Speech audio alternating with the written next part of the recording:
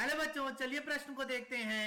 यदि a बराबर समुच्चय 1, 2, 3 तथा b बराबर समुच्चय 1, 4, 6 तथा c बराबर समुच्चय 1, 2, 3, 4 व d बराबर समुच्चय 1, 4, 6, 7 तो सत्यापित कीजिए। a कार्तीय गुणन b उपसमुच्चय है c कार्तीय गुणन d का। इस प्रश्न को हल करने के लिए जो मुख्य अवधारणा होगी, मुख्य अवधारणा सबसे पहले हम जानेंगे कि कार्तीय गुणन किस प्रकार करेंगे। यदि हमें दिया हुआ है a बराबर समुच्चय x कामा y और b बराबर दिया है समुच्चय 1, 2 तो यदि हम करेंगे a कार्तीय गुणन b तो यहां से हमें मिल जाएगा समुच्चय x, 1, x, 2,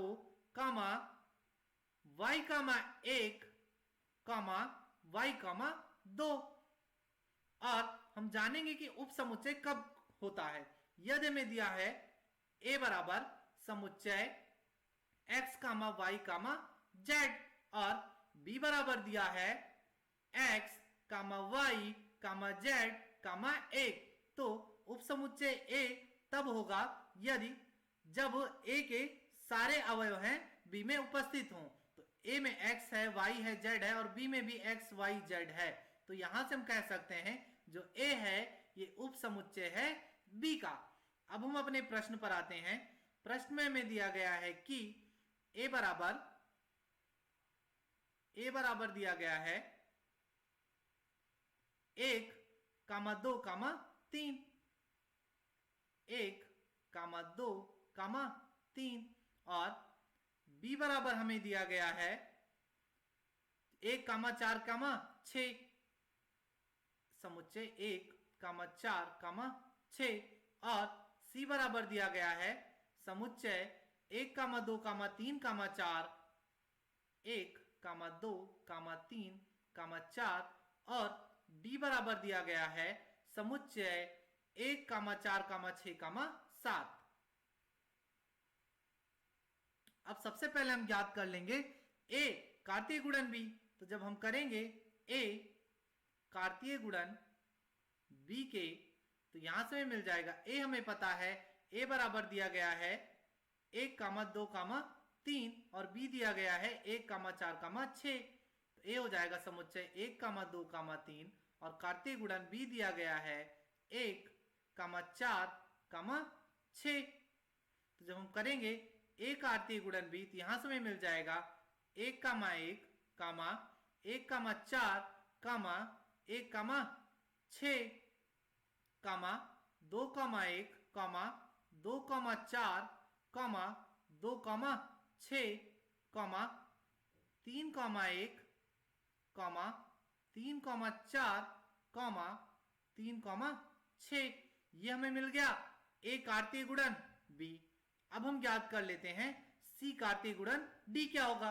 c कार्तीय गुणन d हमें पता है जो c हमें दिया गया है वो दिया गया है 1, 2, 3, 4 समुच्चय और d दिया गया है 1, 4, 6, 7 तो c को लिख लेंगे समुच्चय 1, 2, 3, 4 कार्तीय गुणन d लिख लेंगे समुच्चय 1, 4, 6, 7। जब इसका हम कार्तीय गुणन करेंगे c कार्तीय गुणन d तो यहां से हमें मिल जाएगा समुच्चय 1, 1, 1, 4, 1, 6, 1, 7,